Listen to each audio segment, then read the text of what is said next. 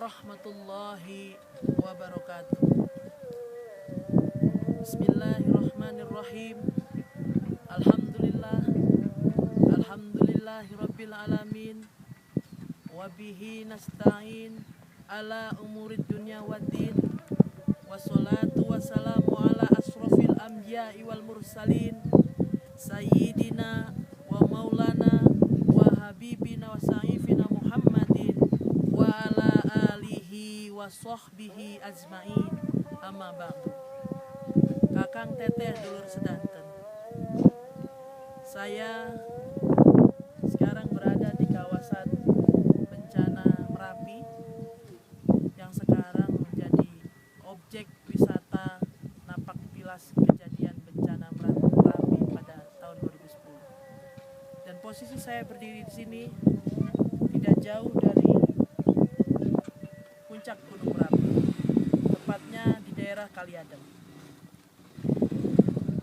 Saya di sini bukan untuk menerangkan tentang Merapi, akan tetapi saya ingin menyampaikan kultum kepada Kakang Teteh Dulur Sedanten sebelum Kakang Teteh Dulur Sedanten menikmati buka puasa.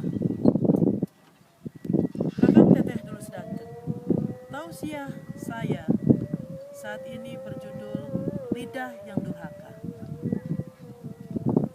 Kenapa lidah durhaka?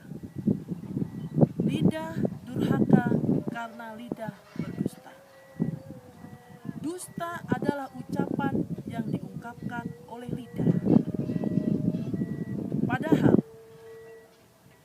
lidah merupakan pancaran keimanan.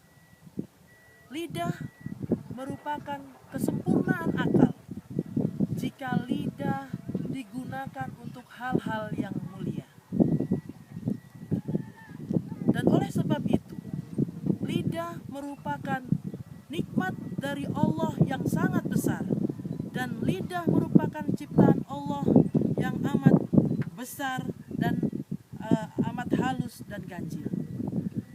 Kakang Teteh Dulur Sedanten, keimanan dan kekufuran seseorang akan tampak sangat jelas dan terang jika dibuktikan oleh lidah. Karenanya, lidah merupakan ketaatan yang sangat besar, dan lidah juga merupakan kedurhakaan yang sangat besar. Anggota tubuh manusia yang paling durhaka kepada manusia adalah lidah.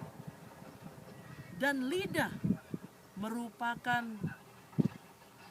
sarana yang paling ampuh yang diupayakan oleh setan untuk menggelincirkan manusia ke dalam neraka. Kakang Teteh Dulur Sedanten, ada sabda Rasulullah Muhammad SAW mengatakan, manusia wajib berkata jujur, dan kejujuran dekat dengan kebaikan, dan keduanya ada di dalam surga. Manusia juga diperintahkan untuk menjauhi perbuatan dusta, karena perbuatan dusta itu dekat dengan kedurhakaan, dan keduanya ada di dalam neraka. Sabda Rasulullah Muhammad SAW ini sangat jelas dan tegas. Akan tetapi, banyak orang-orang yang tidak mau melaksanakan sabda Rasulullah ini, sehingga kejujuran itu menjadi sesuatu yang sangat langka. Bahkan banyak orang-orang yang senang berdusta. Dan perlu diketahui berdasarkan pengalaman, sekali seseorang berdusta, ia akan mempertahankan dusta-dusta berikutnya. Dan sebuah dusta akan melahirkan dusta-dusta yang lainnya. Dan telah dibuktikan bahwasannya perbuatan dusta juga melahirkan kejahatan, dusta melahirkan kecurangan, dan dusta juga bisa menyebabkan pembunuhan. Ini adalah penyebab dari mereka berdusta dan melakukan kedurhakaan atau tidak taat kepada Allah Subhanahu wa Ta'ala. Kakang Teteh, dulur sedanten, ada penyebab kenapa orang berdusta. Pertama, seseorang berdusta karena lemahnya jiwa dan mental orang tersebut. Kedua, seseorang berdusta karena lingkungan. Dan ketiga, seseorang berdusta karena selalu ingin dilihat orang lain. Dan yang paling terakhir, seseorang berdusta karena mempunyai sifat iri dan dengki.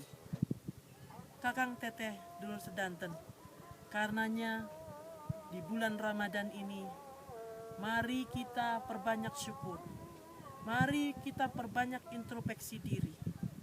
Kita harus banyak bersyukur atas nikmat Allah yang diberikan kepada kita, atas jutaan nikmat Allah yang diberikan kepada kita semua, agar kita selalu dalam lindungannya dan terhindar dari perbuatan dusta. Kakang Teteh, dulur sedanten, lihat di lingkungan saya bicara ini.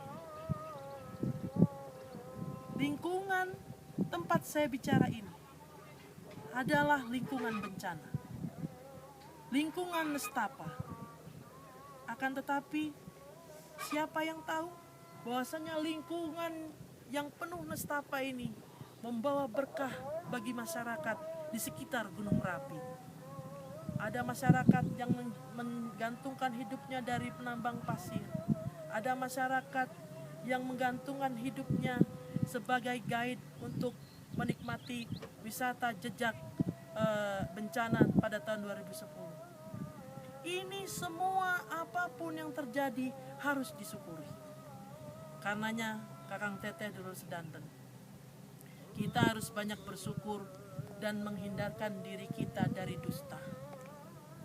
Dusta diperbolehkan bagi seseorang jika seseorang itu sedang berperang dan berjihad. Kedua, jika seseorang ini sedang mengislahkan orang yang bermusuhan. Contoh yang pertama, kita boleh berislah jika kita sedang berperang. Itu dikisahkan pada Ali. Ali sedang bertempur dengan kaum Quraisy, sehingga dia membohongi kaum Quraisy dengan menolehkan mukanya ke sebelah kiri. Ternyata di sebelah kiri tidak ada apa-apa, dan kemudian orang Quraisy ini bisa diserangnya dan mengalami kekalahan. Dan yang kedua, berdusta diperbolehkan untuk mengislahkan orang lain. Semisal saya mengislahkan Anda dan teman Anda yang bermusuhan.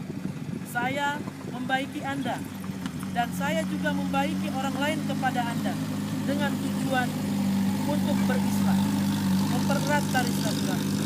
Dan ini diperbolehkan oleh Rasulullah Shallallahu Alaihi Wasallam.